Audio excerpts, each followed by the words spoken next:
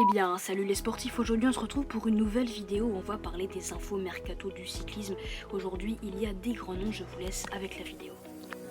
On commence avec la plus grosse information de cette vidéo qui concerne Vincenzo Nibali qui a rejoint la Trek Segafredo. En manque de résultats à la Bahreïn Merida, le requin de Messine, vainqueur des 3 grands tours, espère se relancer. Il aura l'aide de coéquipiers très expérimentés à l'image de Bauke Mollema ou de Richie Porte. C'est un changement énorme pour la Trek qui pourra de nouveau jouer le classement général car on le rappelle, depuis le départ de Contador, Porte n'a pas réalisé de grands résultats.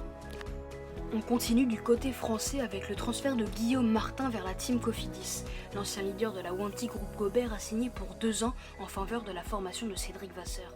Cette année, il a terminé 8e du Tour de Catalogne et 12e du Tour de France. À seulement 26 ans, le grimpeur français rivalise avec les tout meilleurs du monde sur les routes du Tour.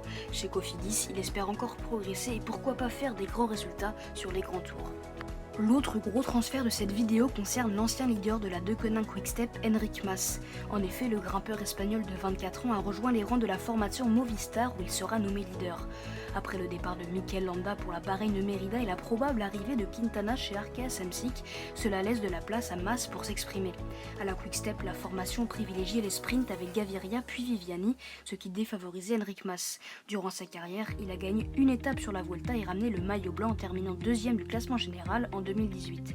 Il a aussi terminé 4e du Tour de Suisse en 2018, ce sont ses principaux résultats. C'est une autre grosse information de ce mercato estival du cyclisme car cela concerne Ilnur Zakarin de la Katusha Alpecin, double vainqueur du tab du Giro.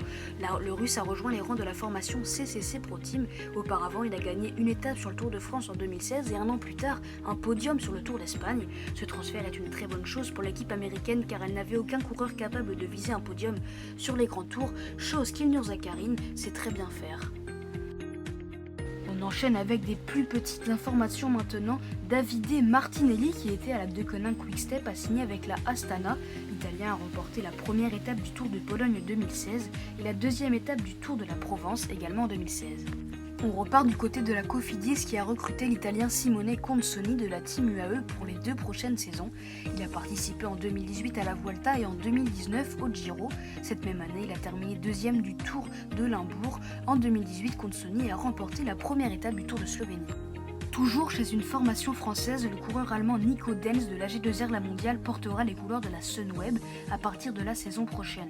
Il a participé 2 fois à Giro mais également terminé 9e des championnats d'Europe sur route en 2018 et a remporté le Tour de Vendée dans la même année. L'équipe Sunweb ne s'arrête pas là car elle a également recruté Jascha Sütterlin de la Movistar. Le rouleur allemand a été vice-champion d'Allemagne du contre-la-montre en 2016 et en 2018, mais il a également participé au Tour de France et au Giro.